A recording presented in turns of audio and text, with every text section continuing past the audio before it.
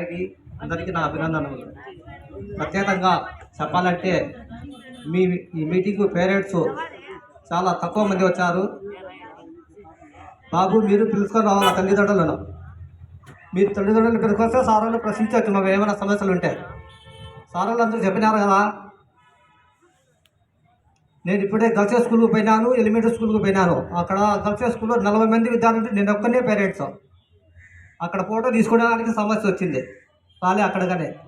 ఈసారి చిన్నప్పుడు మీరు పేరెంట్స్ మీటింగ్కు ఖచ్చితంగా మీ అమ్మా నాన్నని తొట్టుకొచ్చుకోవాలా. ఎందుకంటే సార్ వాళ్ళు కానీ మీరు ఏం చదువుతారని వాళ్ళకు తెలుస్తుంది. అందరూ కూడా తెలివైన పిల్లలే, బాగా చదువుతారు.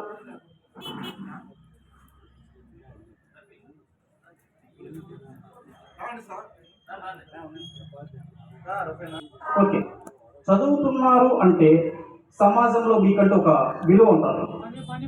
ఓకేనా? ఈ విలువ మామూలుగా బయట మెకానిక్ పని చేస్తున్నాం, లేదంటే ఎక్కడన్నా రకరకాల పనులు చేస్తున్న పిల్లలు ఉన్నారు. ప్రవర్తనగా బాగా చదివితే మీరు కూడా అందరూ మంచి మార్కులు వస్తాయి.